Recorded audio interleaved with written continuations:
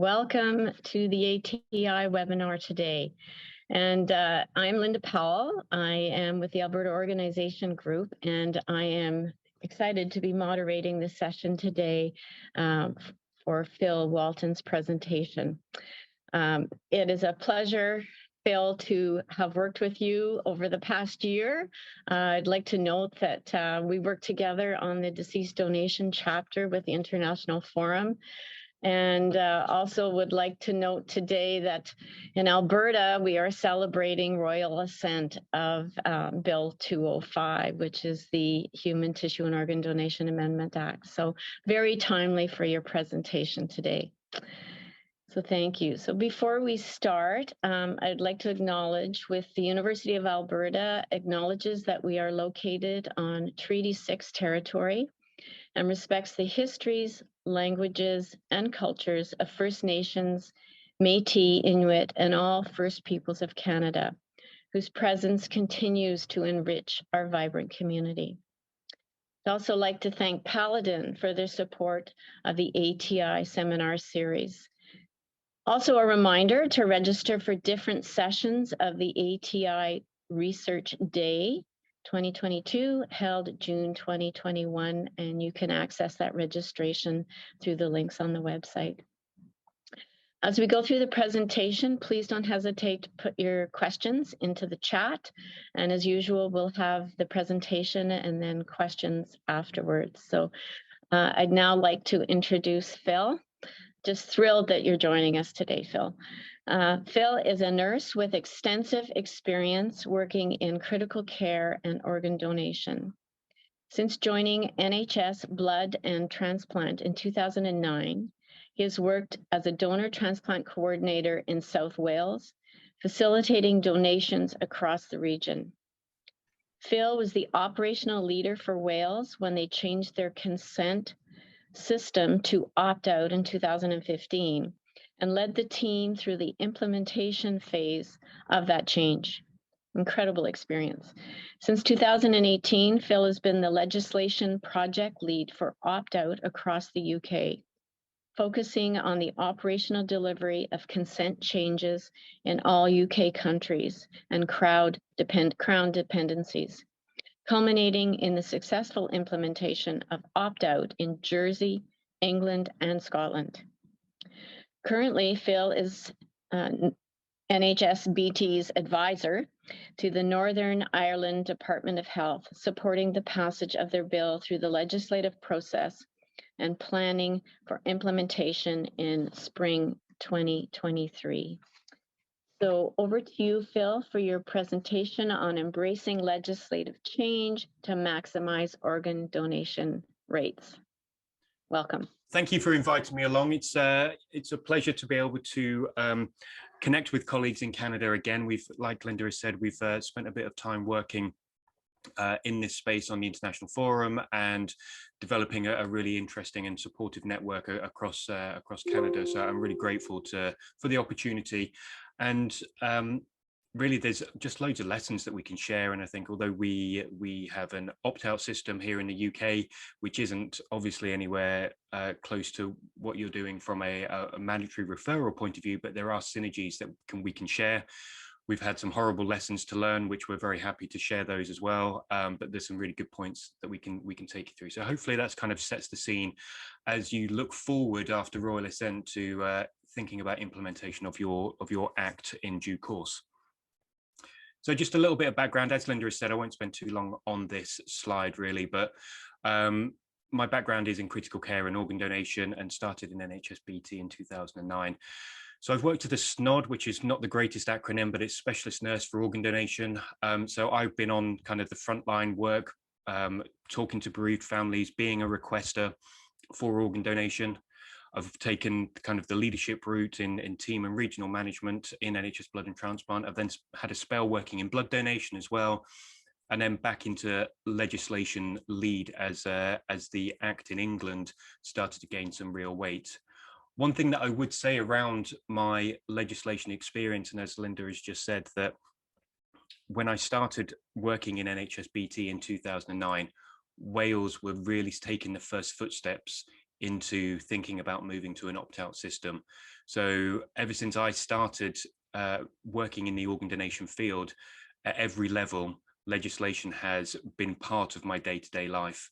Now, whether that's talking about it with families, whether it's the operational leadership as we ticked over into an opt-out system, or at a more strategic level as the legislation leads. So I can kind of come at this with many different hats on and many different angles.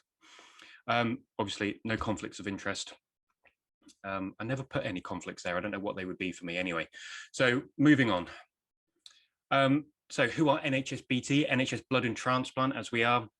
So for those who don't know what we do, we're the blood and transplantation service for the NHS. So we look after blood donation services in England. So Scotland, Wales and Northern Ireland have their own blood donation services. So we only cover England. And we cover transplantation services across the whole of the UK. So we are the organ procurement organisation for the whole of the UK. So this does include managing the donation, storage and transplantation of blood, organs, tissues, bone marrow and stem cells, and researching new treatment and processes. And we were at the vanguard of things like plasma during COVID and those sorts of things. So that's kind of a broad overview of what we do as NHS Blood and Transplant. Now, Linda talked about jurisdictions, so countries and crown dependencies, and it's sometimes just helpful really just to give an overview of what we cover in NHS-BT when it comes to organ donation and transplantation. So we've got 7 jurisdictions, so Wales, England, Scotland, Northern Ireland, they are countries in their own right. And then we have Isle of Man, Guernsey and Jersey, who are crown dependencies. So they are independent states, but they kind of are under the old style kind of empire kind of picture really, but they are independent of the UK. So what you can see from this is, you know, it's a big population, so getting closer and closer to 70 million people. But most of that is focused in and around England, so 57 million people in England alone. And then Wales, Scotland and Northern Ireland have between kind of 2 and 5 million people living in those areas. The diversity, again, from the devolved nations, as we refer to them, so Wales, Scotland, Northern Ireland, a very white population. England is much more diverse. It's still very heavily in the kind of the white Christian mold, but there is some diversity there that we will pick up on again a little bit later on. One thing that this will show you, though, is that there is some complexity when it comes to legislation change. That, you know, while we've got many laws that are UK wide, so that you could run parallels with your federal system, health is devolved into the independent nation. So Wales is completely and utterly responsible for its healthcare system. So is Scotland, so is Northern Ireland. So when we change an opt-out law, that then becomes different to England's. So by the time we have finished with all of these nations going live with their opt-out systems, we will have 7 slightly different legislations to deal with as we run through this. So a layer of complexity for us to work through there. So as we run through this presentation, I want to really discuss around, as the title suggests, embracing legislation change to improve donation rates. And when we look at legislation change, we're going to talk about legislation change being an opportunity, because it brings a spotlight to our service, which doesn't ordinarily get a lot of spotlight. And it's about taking those opportunities as they come along. Now, for the UK, we had 2 landmark kind of supportive measures that came into place to improve our system. Okay, so these are not legislation, but they are government-driven policy and strategy. So this is what we refer to as the task force recommendations. It was a document called Organs for Transplants, and it made a real system change for us in 2008. So it was an independent task force that said the organ donation service in the UK just is below par, really. And there are a series of recommendations. It was 12, 13 recommendations that we need to implement in order to improve our system. So engage with the intensive care units, produced national legal, ethical and clinical guidance, central recruitment for specialist nurses for organ donation. And what that meant was organ donation nurses were dotted around the UK and they were attached to transplant centres. And actually NHS Blood and Transplant came into being and recruited all of those nurses centrally and added a whole load more. We went from about 50 nurses up to about 300 nurses, so that there was one embedded in every single intensive care unit across the United Kingdom. And we'll talk about the benefits of that a little bit later on. What we saw, I mean, our headline here is that donor rates have doubled since 2008, but actually the target within this task force recommendation was to increase donation rates by 50% in 5 years, because that's what the Spanish did when they made all their changes. So we thought that that would be possible, and we actually did that 50% in 5 years. The next one, taking organ transplantation to 2020 as a UK strategy, really looked at a revolution in consent. This came out in about 2017, and it really wanted to build on the implementation process here of our system, but improve public awareness, improve the infrastructure further, and have a greater focus on organ utilization. But the one thing that it really did want to learn the lessons from was, you know, this went live in 2017, but it wanted to see what benefits can be realized from the experience in Wales. And that was obviously opt-out coming in December 1st, 2015. So let's look at some of those improvements in the system. So task force came out in 2008, started to be implemented in 2009. We don't have any legislation around referral or specialist nurse for organ donation presence in a donation conversation. This was part of the engagement that we undertook. It was going out into the intensive care units, talking to them about what the role of the specialist nurse for organ donation is, what benefits that can bring to the intensive care unit, because they're embedded on those units. They've got a desk in an office just either on or just off the intensive care unit, every single unit in the UK. So what is it that they're doing? How can they support the clinicians? How can they support the nurses? And most importantly, how can they support the families? And one of the things that we always talk about from a SNOD presence point of view is that the SNODs have always got time on their hands. They've got time for that family. So being able to have the specialist nurse there during a donation conversation has great value for that family, because it frees up clinicians and nurses to go back to the work that they were doing before that conversation started. But you can see over that decade, we've gone from a referral rate of around 60%. This is combined for DBD and DCD, all the way up to 92, 93. And that's maintained even through COVID. And coming out the other side of COVID, we've got a referral rate, combined referral rate, DBD, DCD in the mid-90s, which is exceptional. But that comes with some very clear communication about what's expected from clinicians.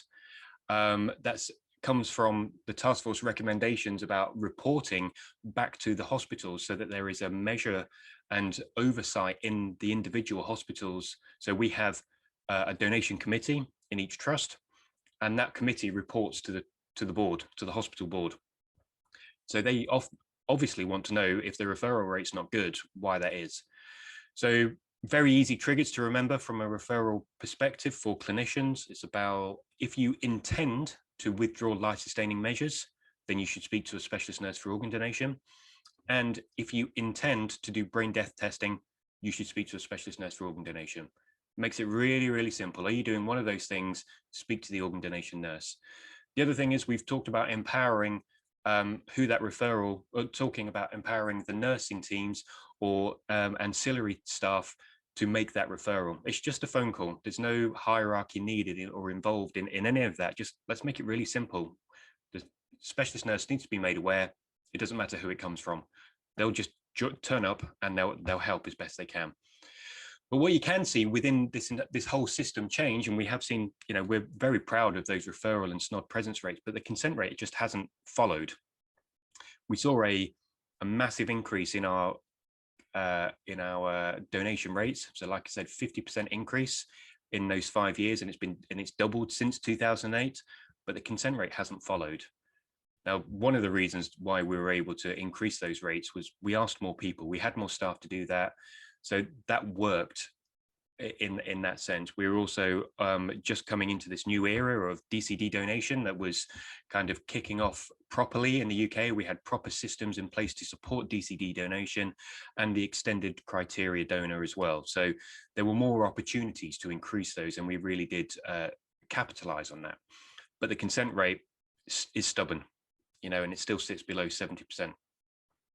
So we can see that system changes are coming into place, but that's when more opportunities are starting to be looked at, which is, again, same sort of timeline as you saw in the previous slides, but with some pretty pictures, really. So organs for transplant here in 2008. This is an opportunity. It's 50% increase in donation in 5 years, but that came with huge system investments. So let's take that opportunity. Let's make sure that our system is robust. It's ready to go. We're able to report back on the recommendations. All of them are implemented, and they're actually we're seeing the benefits from those, which is great. Interestingly, the organs for transplant document did say we shouldn't look at opt-out.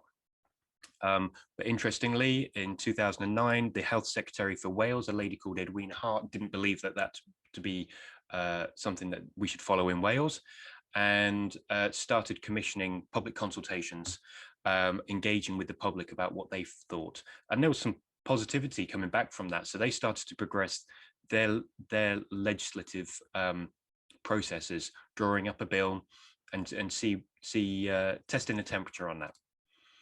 So with that came, you know, the bill passes, becomes an act. So it passes in 2013. We had a 2-year run up to implementation from Wales. 1 year of that was pretty much taken up with making sure that the system was in place, particularly the organ donor register.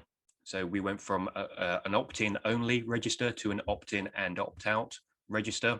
And that registration wasn't just fit for Wales, it was UK wide. So anybody from, it was July 2015 could have recorded an opt-out if they so desired. It wasn't marketed in the same way in the other nations, only Wales was really marketing that. But it came with a budget, it came with the investment, and it was marketed significantly across Wales. But importantly, there was a clinical engagement, and we were under a really hostile spotlight in Wales. I have to say that clinicians weren't really that keen on the legislation coming in, so opt-out coming in. That was both on the donation side, so in intensive care, and also from the transplant side as well. I don't think people were convinced it was needed. So we had to spend a lot of time working through what the legislation means, what it looks like in practice, and the minutiae of how that's going to play out, and how the intensive care teams and the organ donation teams are going to work together with that, as well as, you know, the supportive measures that come from kind of ethical institutions that are based in the UK, to give either lend their support or give their opinion around the legislation. We were also fortunate, particularly from an England point of view, that we were able to publish on the outputs from Wales when it comes to consent rates. And we were able to report in anaesthesia in, I think it was April or May 2020, that there was, our study showed a 10% statistically significant increase in DBD donation, or the consent rate, when compared with England. And we were able to pull that down to the opt-out system. We didn't see the same in DCD. We know that DCD can be far more complicated than DBD, but that report has gone down pretty well and was actually very helpful in engaging with clinicians in other countries as their legislation started to move forwards. So again, big opportunity actually for Wales, and probably looking at it, you know, drawing parallels with Nova Scotia. Small country, small province, can test out the system before we go into bigger areas that might have more risk.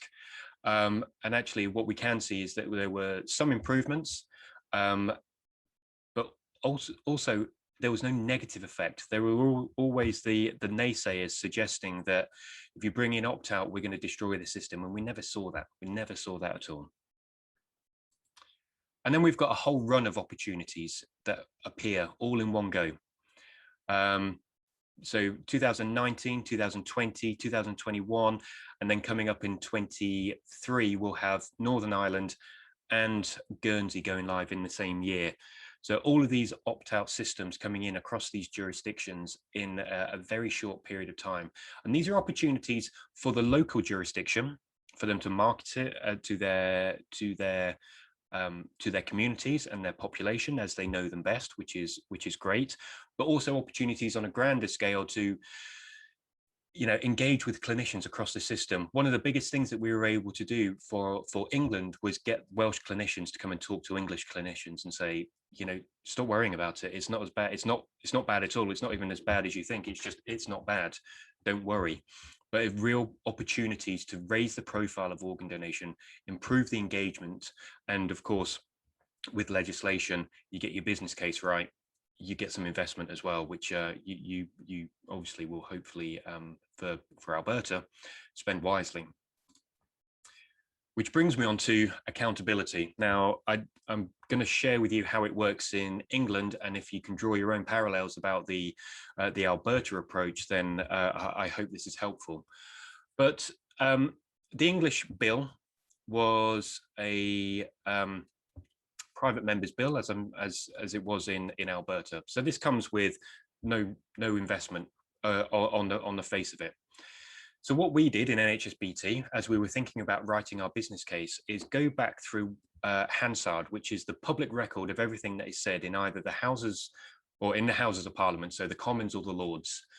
So when Lord O'Shaughnessy, who is speaking on behalf of the bill, says, we will make sure that there are enough highly trained staff to make the most of the changes resulting of this bill, his words appear in our business case, because it's a matter of public record that they have committed to making sure that there's enough highly trained staff. So not only are we training our staff, but we do need more. We recognize that we needed many more to be able to cope with the changes that we hope to see. When Baroness Manzour, on behalf of the Department of Health and Social Care, says, we will make sure that the system is funded as it should be, and our ambition is to reach 80% of the population of England from a marketing perspective. So the government intend to spend around £18 million on communications. That appeared in our business case as well. Of course it did, because you reflect back with their commitments to support our business case. And then Jackie Doyle-Price, who was a health minister at the time, gave us a kind of a triple whammy with this, really. There will always be a personal discussion with the family at the bedside, and special consideration given to a person's faith and beliefs for their loved ones. So providing assurance to the population that the families are not going to be usurped or put into the background when opt-out comes in. So there's one commitment and assurance that's built in there. It also lends itself to Lord O'Shaughnessy's comments around making sure that there are personal discussions at the bedside. So we do need the staff for that. So that's very helpful. And then she made a really important point about people's faiths and beliefs. So diverse population, we need to make sure and give assurances that those populations that perhaps have been a bit reluctant or reticent to get involved in organ donation discussions feel assured that their faiths and beliefs and traditions and rituals at the end of life are going to be honoured and supported, which enabled us to make sure that our organ donor register now has a faith declaration on it that says, yes, I'm signing up to the organ donor register and my faiths and beliefs are important to me. And you should speak to my family about how organ donation can go ahead in line with those faiths and beliefs. All of these appeared in our business case. Now, it sounds all very good. We didn't get nearly as much as we really wanted to, but we got a lot of what we wanted to. And in no short measure is down to these sorts of activities. We're going through public record and reflecting them back to the people that hold the purse strings. So in terms of engagement and going out and actually doing this, obviously we need to engage with the public, we need their support. And each of the countries and jurisdictions that I've been involved with have gone out and done public consultation. What did you think about this proposed change in law? And by and large, they were enormously positive. And it was, whether it was individuals, organizations or charities writing in, very, very, very supportive. You do get the odd negative response, and that's people's right, of course it is.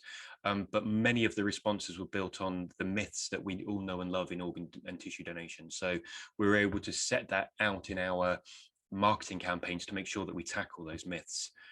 Getting into the clinical community, so all of these areas needed targeting in one way, shape or form.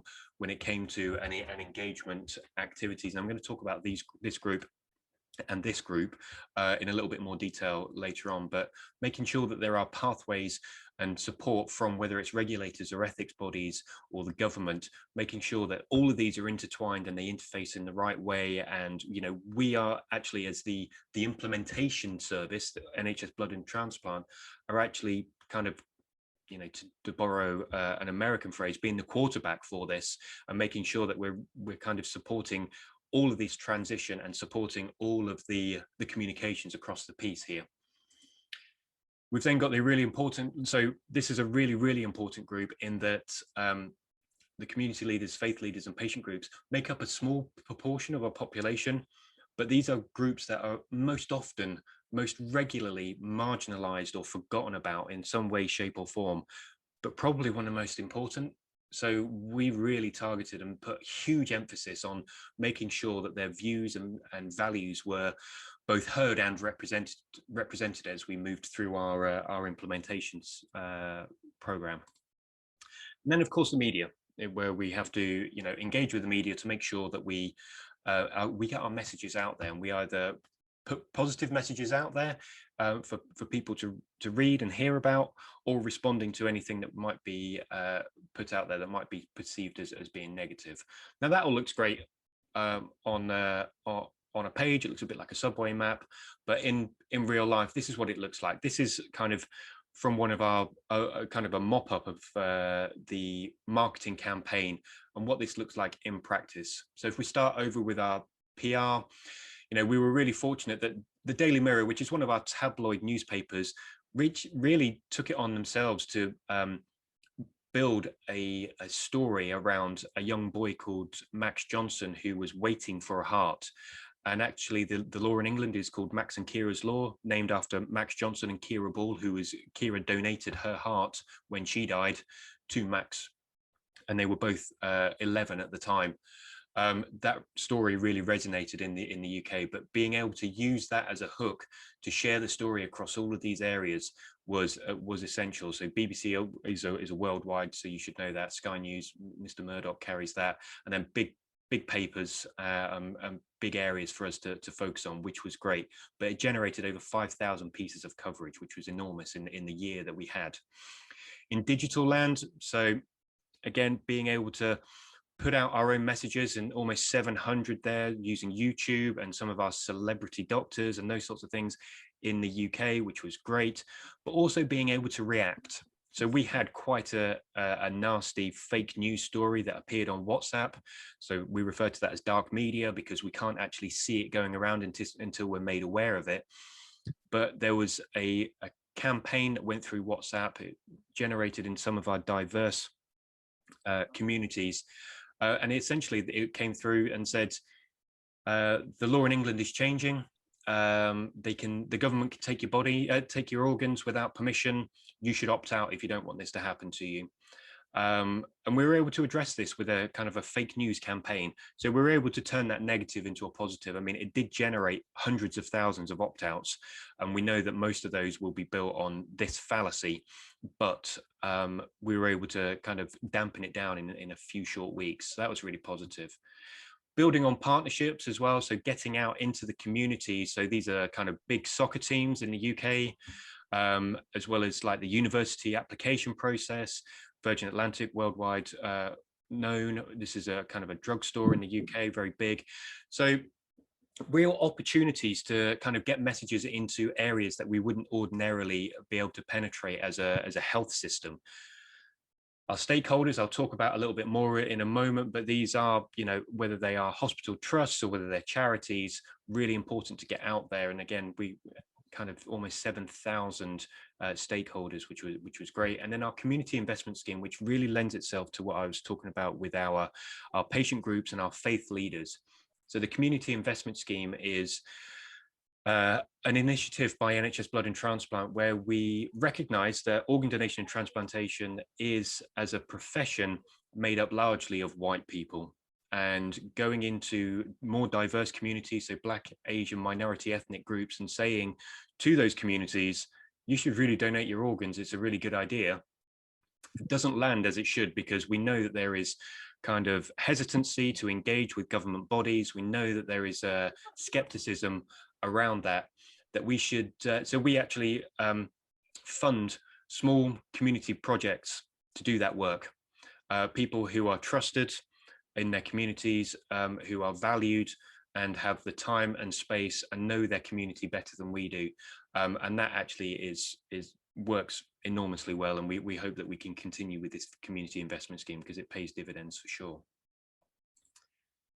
So I said I would come back to kind of our subway map of groups, because I wanted to focus on these four really, and this is leading ourselves into kind of a professional personal responsibilities when we think about legislation change. And as you think forwards to your implementation or in Alberta, two different kind of activities that I would say need to, if they're not already happening, really need to start happening with the professional organizations and the Royal Colleges. And you'll know them as different things in Canada, I'm sure, but these are the groups that set standards and expectations for kind of clinicians and nurses working in these fields.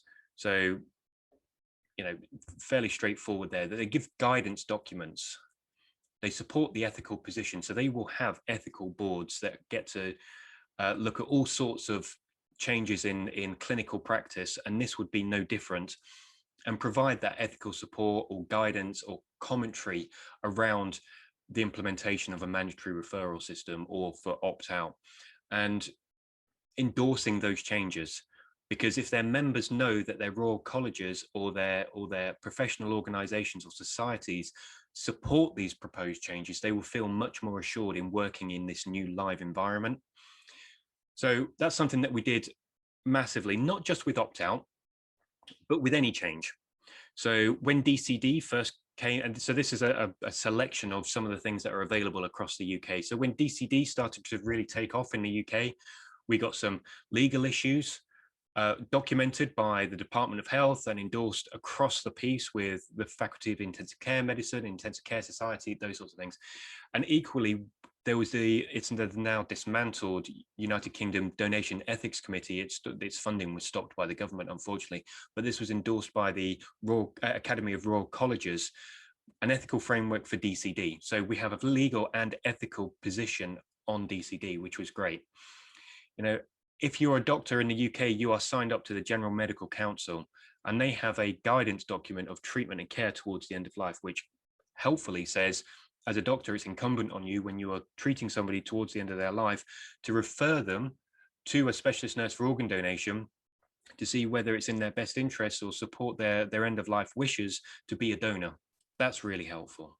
You know, even some really difficult scenarios around diagnosis of death by a neurological criteria in infants under 2 months old. Again, guidance documentation. This is the National Institute of Health and Clinical Excellence.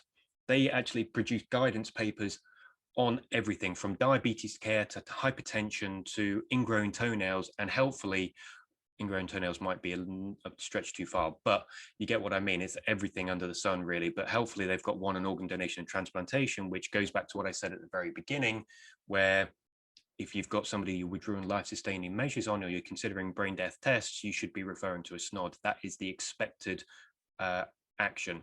So when it came to opt-out, it was no different.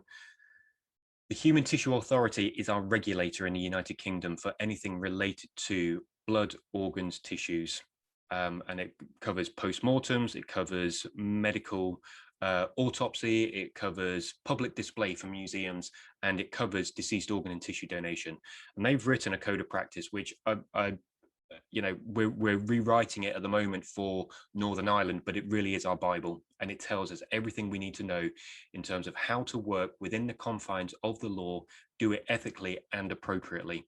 It's such a helpful guidance document, and if this is something that Alberta could consider if it's necessary, this is really, really helpful for practicing nurses in the field of organ donation, but also to give assurance to clinicians working in that field. Just probably the best document, so helpful.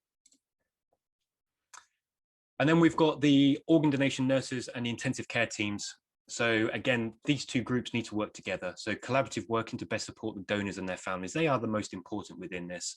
And we need to make sure that our services support them in the best way possible in their worst time. Okay.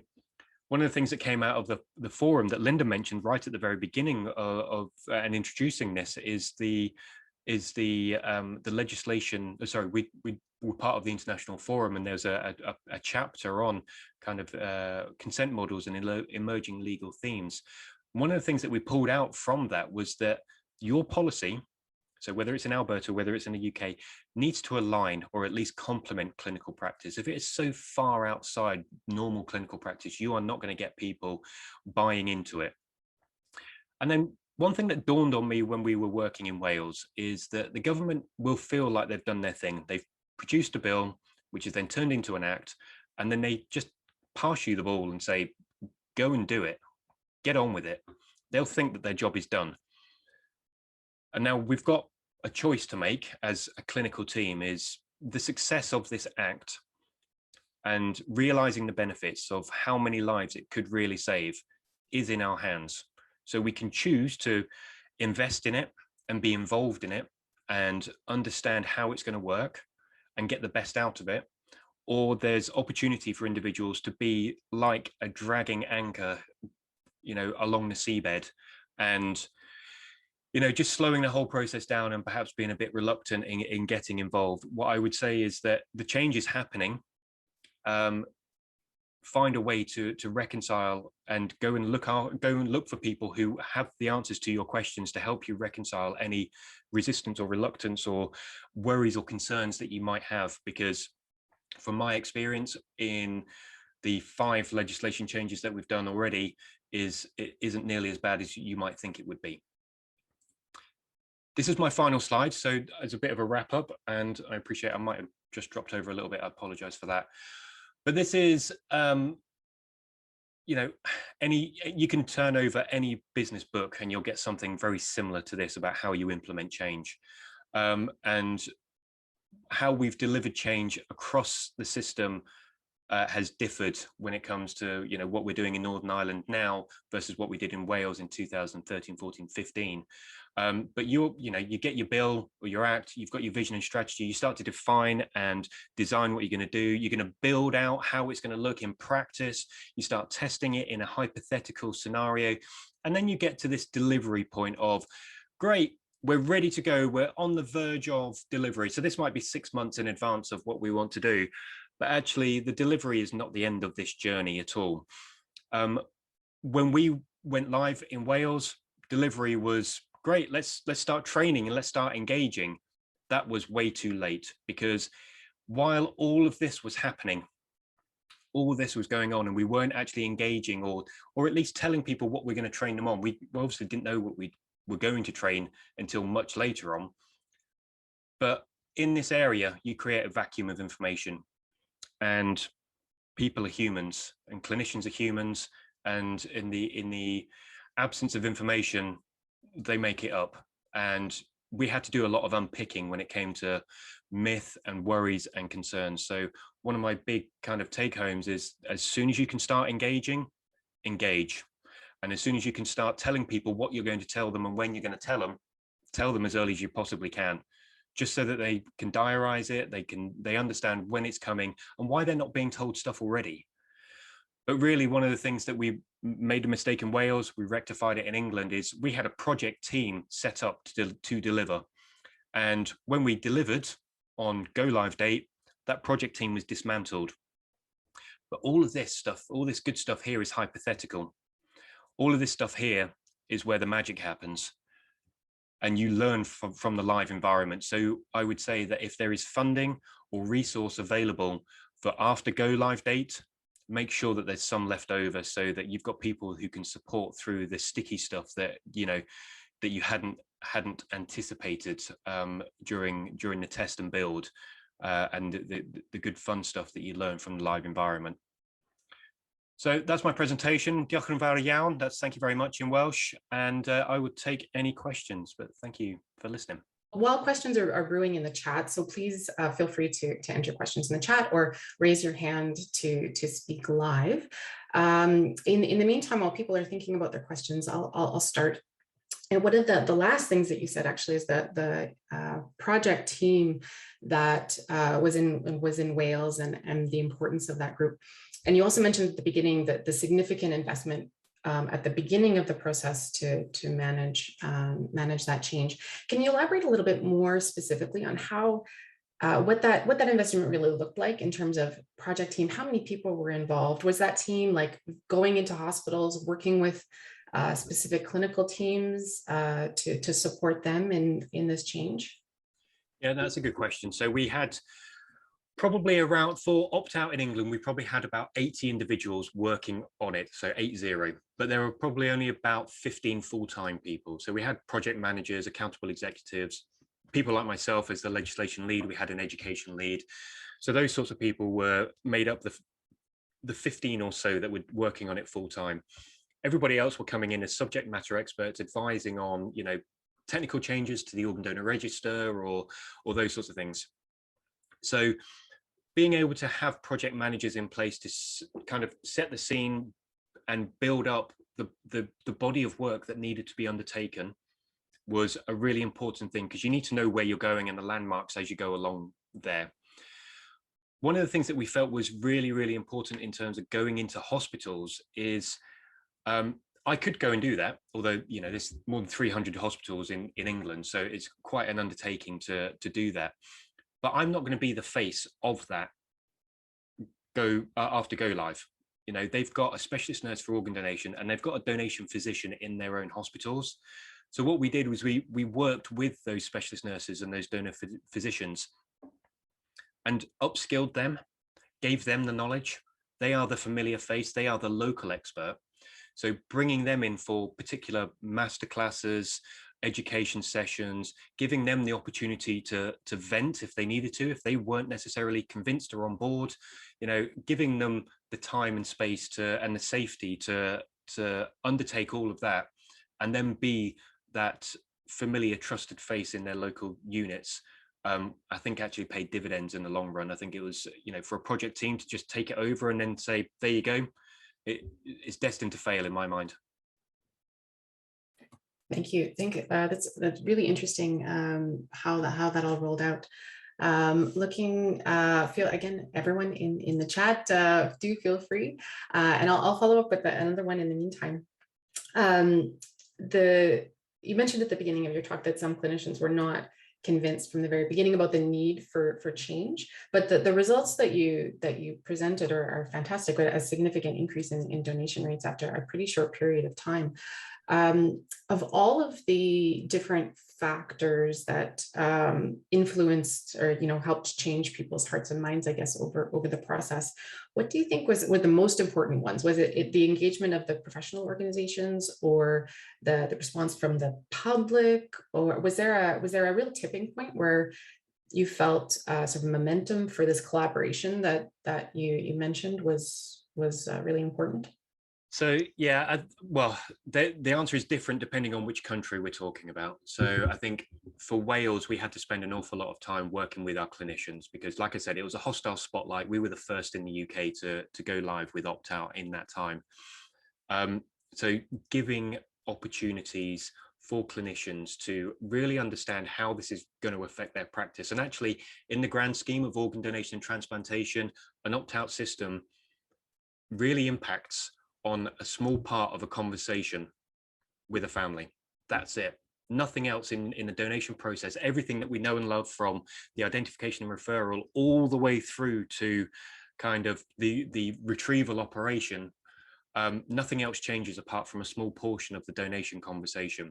So actually spelling that out for clinicians, giving them the time of day to help them understand that we're not asking you to do a great deal different. In fact, was giving them that assurance. So that was a real tipping point when it came to Wales. And I think they had to see some of that in practice, see it go live. What we were able to see from England is, the hostile spotlight had left. We'd answered all the ethical questions in Wales. We had Welsh clinicians come and talk to English clinicians. That was great. And we actually had a lot of experience in the live environment. So we could even put on like a stage show, a role play, and show them how it's going to work, not just tell them how we think it's going to work. So that worked for the clinicians from England. I think for the public, for me, the biggest thing that we could have done really is, on the whole, the public were very positive, but for us to take the small population of the diverse community and give it headline importance, I think really put a lot of credit in the bank for us, a lot of credibility in those communities that we were willing to listen, have their involvement, took on their suggestions, and things that came out of that were actually legacy items. So real relationships that are built in the Jewish and Muslim communities, really strong bonds that have been built, were actually leveraged during COVID, when we started seeing kind of hesitancy around vaccines and those sorts of things, and we were able to put governments in touch with good people in that sense. So I think that was a real tipping point from our point of view with more diverse populations. Let's see, questions from others. Would be keen to put you on the spot live, or read your questions out. Another question that we received through email in advance of your talk was regarding the organizational interface with transplantation. Of course, the goal of donation is to save people's lives through transplantation, but there's also this important division between donation and transplantation at the bedside, in situations where donation may be a possibility. Were there, or what was the engagement, or was there engagement with the transplant side through this whole process?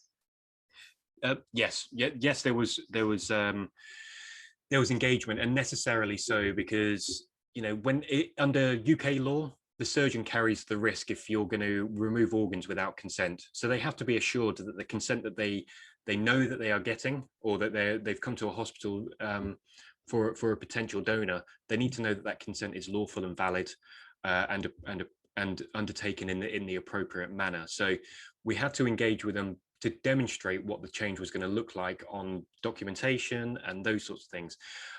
But it was also, a good opportunity just to revisit some of our best practice, and just, again, reassurance from a clinical point of view in the intensive care units, as well as with transplantation, that we've got a real divide, and necessarily so, between donation and transplantation. So the organ donation nurses are employed by NHS Blood and Transplant.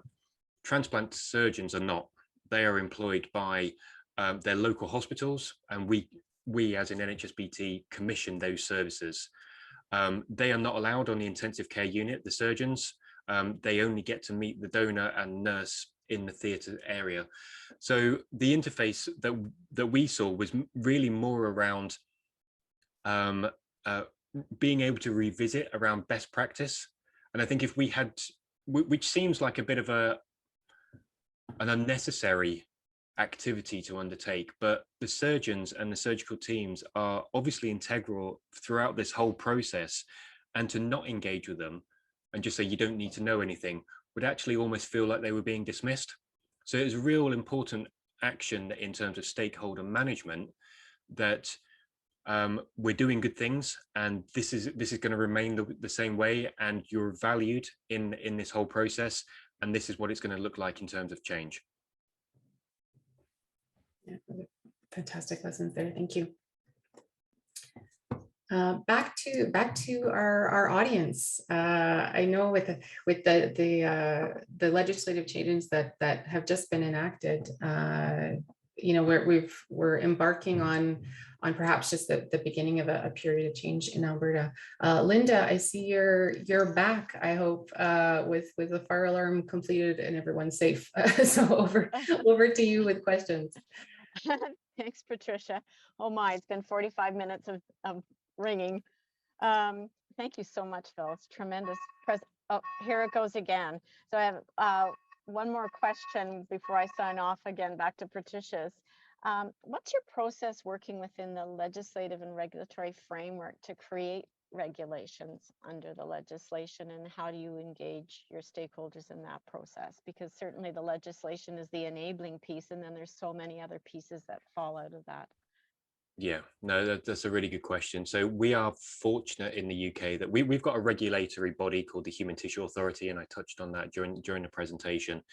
And for every area of kind of anything to do with blood, organs, tissues, there is a code of practice for people working in that area about how to work lawfully, and actually to convert what's written in the legislation, because acts of parliament are written in a strange language that nobody speaks or understands, so it needs to be translated into common language so that people can understand it. So the Human Tissue Authority do that, but they are, again, they work alongside NHS Blood and Transplant, people like myself and a couple of other colleagues, to reach out into the community and make sure that the clinical guidance document, as we talked about earlier on, aligns to clinical practice. So we make sure that they are in touch with donor physicians, transplant surgeons, bedside nurses, organ donation nurses, people who work on local ethics committees, whatever the area.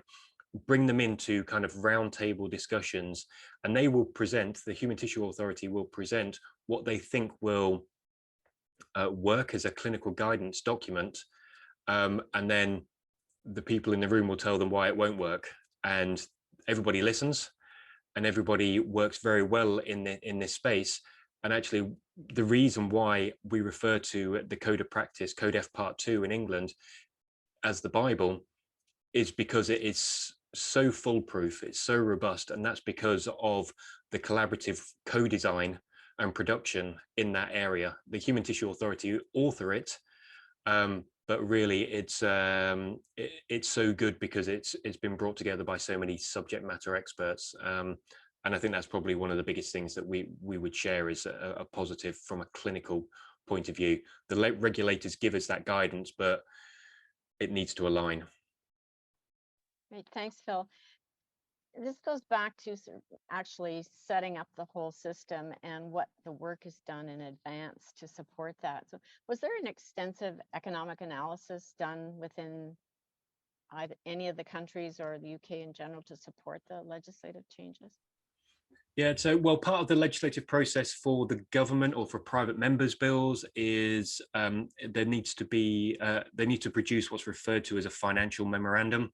So that goes alongside the bill as it's put in front of the Parliament or the Assembly, and that explains, what the general cost is going to look like. So they did an impact assessment, why they feel that we need to move to an opt-out system, and much of that was built around the rationale and justification built on a stubborn consent rate.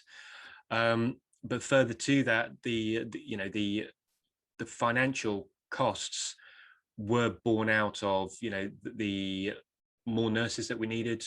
We needed a robust organ donation register. But equally, nobody likes to talk about this in organ donation transplantation. But once you get past the first year of a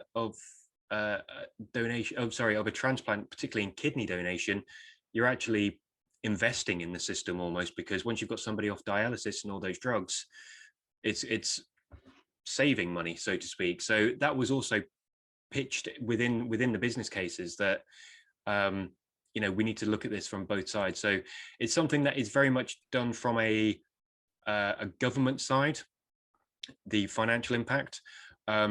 We contributed to that because we had to obviously advise on what the NHS BT costs were going to be. Great, thank you. Laurie has a question. Sorry, just trying to get my camera going there. Thank you very much, Phil. It's such an interesting process, and the various national of the nations that are involved here in the UK is really interesting how it proceeded from one to the next. And I like your phrasing of a stubborn consent rate. We all know it, don't we? We all do, yes. I'm really interested in what you called collaborative co-design, because that seems to be an element where you almost surely can't achieve progress without it, given the various not factions exactly, but diverse viewpoints, shall we say, as to the things that contribute to that stubborn consent rate. And I'm just, could you expand on that just a little bit more? I mean, that has been a part of the NHSBT process for quite a long time, I think, has it not? Yeah, sorry, Laurie, just so I've got, can you just reword your question just so that I make sure that I answer it properly for you? I'm just wondering how you can best get all those players around the table to participate in a collaborative co-design, because sometimes there are still elements that say donation experts and transplant experts shouldn't even be talking to each other because there's some kind of perceived conflict there. And yet, I think certainly at the bedside, that's kind of, as we've already alluded to, is something different than we're talking about kind of at 30,000 feet when you're trying to put an effective system into place. Okay, so I think, so for me, well, the way in NHSBT, we will quite often run, whether it's a summit or a conference or a working meeting, whatever it is, but you need to get the main players around the table, because if they're not around the table, then they will feel like change is being done to them. And that just stinks. Nobody likes that. And I think, you know, your example actually of transplant surgeons and kind of the donation community shouldn't even be kind of in conversation with each other. I think when you consider how advancements happen, like we made some great strides in the UK with DCD heart donation. Okay, but we can make it happen. We know it's a possibility, but how do we get everybody, oh, not my microphone, how do we get everybody in the system aligned to this is actually a great thing? Actually, the hearts respond better than in DBD. The surgeons show us that it can be done. And then we come back through that to everybody else in the system, getting around the table and saying, well, we need to cover this off. We need the ethical approval here. We need nurses to identify. We need kind of referral triggers, all of those sorts of things. So actually, it's sometimes, dare I say it, it's about checking your egos at the door and getting around the table to see how we can best save lives together, because that's what we're in this business for. Creating forums and opportunities to do that, and setting out an agenda that's, you know, going to meet the needs of everybody around that table is clearly the most important thing. That's very helpful. Wise words, I think. Thank you, Phil. Absolutely. Well, thank you so much, Phil. I think we've learned a lot from you, and with what we're on the precipice of doing in Alberta, I'm sure we'll be connecting again frequently. You're very welcome.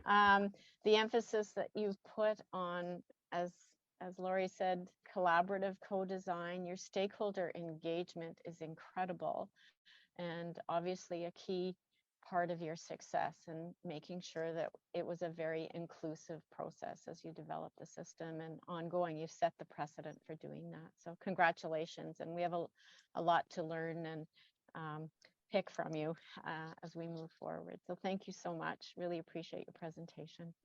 Very welcome. Thank you. So in closing, as we reach the hour, next week's ATI seminar will be hosting Dawn Campbell, Cara Penny, and Crystal Gooley, presenting the Enhanced Virtual Care in Transplant Services Initiative. So looking forward to that presentation. And the link, I believe, for registration will be in the chat. And also just a second reminder about registering for ATI Research Day. And that link will be on the website as well, and perhaps in the chat. So thanks again, Phil. Thank you for all attending, and we look forward to presentation next week.